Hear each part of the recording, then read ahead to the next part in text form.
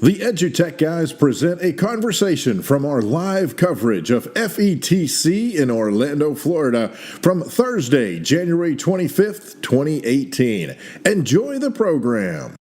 All right, cool. So my name is Ben Songroth. I'm from Dixon, Illinois. So it's about an hour and 30 minutes outside of Chicago, out in the country. So I work for EdTech Teacher, do professional development for them all over the country, go to schools, kindergarten teachers all the way up through some pre-K teachers all the way up through high school. So get to work with all sorts of teachers on iPads, Chromebooks, Surfaces. My life is pretty diverse. Travel a lot, 70,000 miles under my belt last year alone. So yeah, it's fun. Wow, that's some traveling. Right It was. there. Former high school history teacher though, so that's where my ed tech passion came from. Yeah. So I was high school history, and then I was director of technology for 2 years as well before I made the jump over to ed tech teacher. So awesome. Man, yeah. So cool. what brings you to FETC? Warm weather, Orlando, because it's Illinois is cold, but it's gonna be 50 tomorrow when I get home, so that's good. That's good. I like just coming down here. I came down here last year, presented last year, loved it, loved the conference. It's huge. You know, it's just it's a wonderful experience to get to see all the different teachers that are presenting on things. The exhibit hall is amazing, but I really like coming down and just sharing what I get to do now, and so Tuesday I did 2 different 2-hour-long presentations on creating multimedia with the Chromebook. And then creativity with Chrome apps and extensions and add-ons. Oh, cool. So that was fun. Yeah. So and before we get into the other stuff you're doing, it's amazing to me how far the Chromebook has come in terms of being able to use it as a creative tool. Right. Exactly. It's something that Google's put a lot of emphasis on that too, because they think when schools oftentimes they buy them because they're cheap. They're easy to manage. Yeah. They look just like Microsoft Word. Like you can tell a teacher, it's Google Docs, it's just Word online, and they'll oh, okay, that's easy. But what else can you do with the device? Right. How can you leverage WeVideo to make a video on there? How can you leverage Soundtrap to make a podcast and with your kids? It's like doing those types of things, creating images. They're all possible. You just have to know where to look to find those different tools and how to do it. It's one of those things where it's now possible. Right. A lot of folks that, not so much here, obviously, these are forward-thinking folks, but a lot of districts that you talk to and just a lot of the general public, when you mention Chromebook, they're still thinking Chromebook, 1.0. Right. Where I can't do anything with that. Exactly. It's this low-powered, I don't know if you remember the Asus EEE PCs. That when those came out, which I always say, those were Chromebooks before Chromebooks knew what Chromebooks were going to be. You know what I mean? Yeah, exactly. And I'm completely blown away with, like you said, the applications and the extensions that you're able to use on these low-cost, frankly, low-end devices that don't act like low-end devices. They don't. The power of them is amazing. I was buying Chromebooks when I was director of technology for $130 a piece. Yeah. And my teachers and then I can give them to the teachers, and I'm teaching them how to make a podcast and Soundtrap, and all of a sudden these kids are creating edited, full-on sound MP3 files. It's like they come away and they're like, we spent $130 on that thing. It's awesome. Yes. And then when it breaks, it costs $130 and we can fix it for $40 with a new screen or something, and we're still cheaper than any other device, a laptop or whatever. So it's really cool to see how that world's transformed and just the power that Google is really giving to app developers too, to integrate in with Chrome and everything like that. It's really been something to see. Yeah. So that's awesome. It's awesome. It's a lot of fun. I like going in and just having teachers go, "Wow, you can do that." Yeah, you can. Yeah. It's possible. Let's see what we can do now. So absolutely. So I interrupted your conversation. You're talking about the other things you have going on. Sure. Because you got something else. Got one more. This afternoon, 2:00, over in North 320, doing infusing technology into your social studies classroom. So going back to my roots. I was going to say going back to my roots. That's your wheelhouse. I get to there, speak right? to my people. I get to go into a room. I always tell people when all my examples, because when I lead my sessions, I try to just give as many real live classroom examples as possible. That way people know okay, I can use this with the kids. Sure. Right? But I always tell them I speak with a very thick history accent, folks. So I'm sorry if a lot of my examples are coming across as history classroom, but that's what I know. That's what I did. So so I get to go back, and it's not just Chrome based. It's going to be, we're going to look at some iPad stuff too, some web based stuff. You know, so yeah, it's a little bit something for everybody that a history teacher can pull away and hopefully use in their classroom right away. Yeah, we've seen lots of cool stuff, AR and VR stuff for history. Wow, it's crazy. Yeah, there's a new company we had in here from Finland, 3D Bear. Okay. And they do. It's an app that lets the kids put three-dimensional objects in it so they can shoot their movies and stuff. So if you want to make a boat for the Boston Tea Party and make the whole set. You can actually bring it in from Google SketchUp, that kind of stuff, and then shoot your video and your pictures. And, that's awesome. I mean, like I say, technology's caught up with education. It has, yeah. And we're right where we want to be, and it's only going to get better. It's nuts. You know, it's like every time you turn your head, you're like, oh, that's something new. Like, that's something new. That's something new. And that's what I love about my job now is, like, I get to just focus in on that and then help teachers discover that. Like, I can discover that things and then bring it to the teachers. Because, like, when you're teaching, you're lesson planning, you're grading papers, you're doing that stuff, you know, and, like, I was terrible at grading papers. Like, that was my one downfall as a teacher. Is like, that just was not my sorry I haven't got your paper back to you and it's been a week, but, you know, I'll get it back, I promise. But, like, you know, like, it's hard to keep up with all this stuff. You know, you can come to a conference, you come away and you're like, oh my God, my mind's blown. Like, how am I going to, like, the one thing I hear from teachers all the time is, like, time.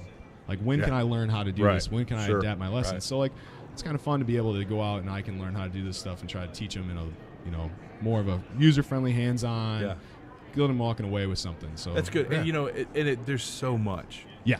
They need someone to come in and go, hey, if you'll do this can take up this much time and help you, you know, fill that void and get the integration you're looking for. Absolutely. Like, what do you need?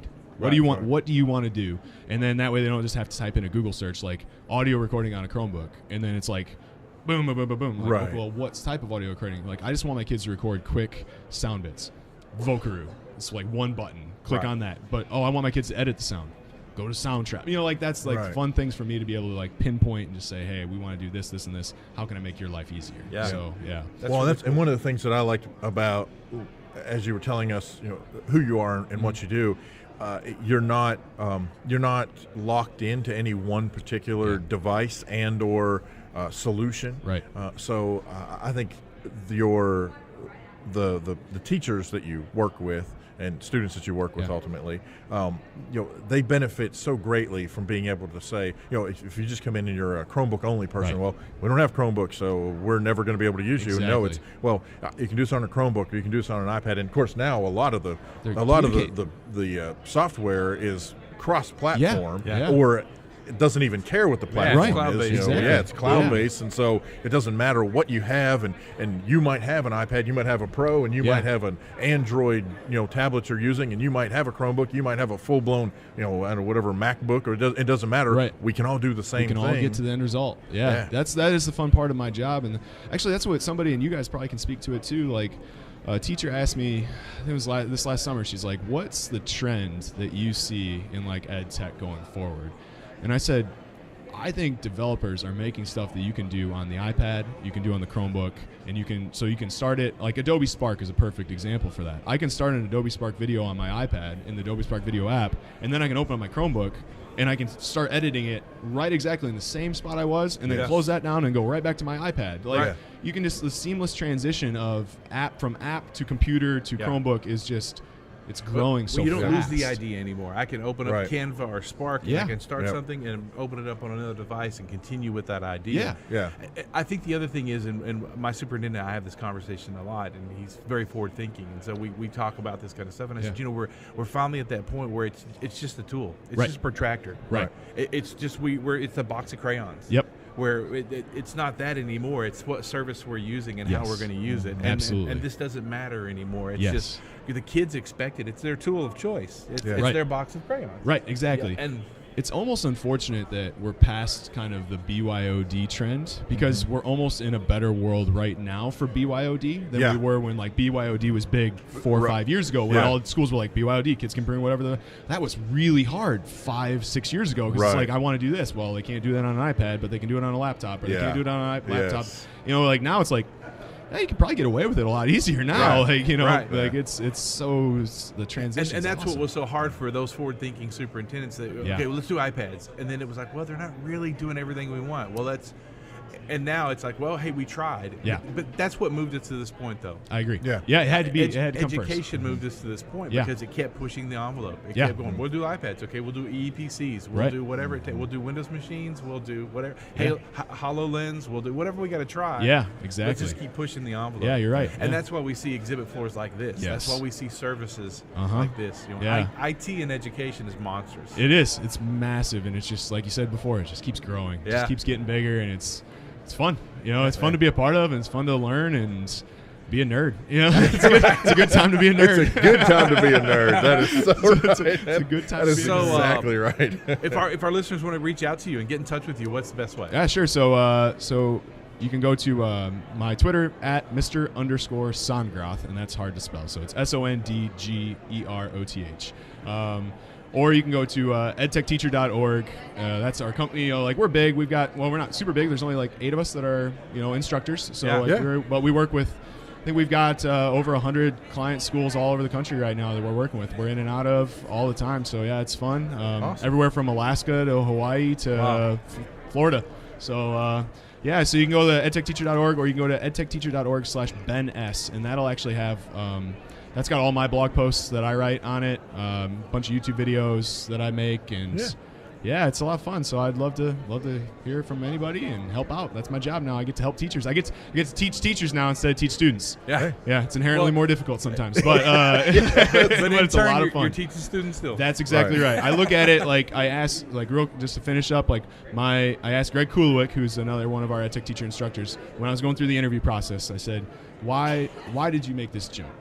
Because I feel like when I'm in the classroom, I have a direct effect on my students. Why'd you make the jump? And he said, well, I look at it like this. When I was working in my school, I was affecting 140 students every year, give or take. He's like, now I go into a schoolroom and I have 30 teachers in front of me, or 25 teachers in front of me. They all teach 150 students. Then they go and teach another 150 students. And if I make one piece of change with that one teacher that sparks one kid, then now that exponentially grows, and who knows what impact I have. And I'm like, that's pretty cool. Exactly. I like the sound of that. You just sold me on that. Well done. So that's how they can get a hold of me. Absolutely. You've been listening to a recorded conversation from EduTech Guys, live coverage of FETC 2018. For more information about EduTech Guys, visit edutechguys.com. And thanks for listening.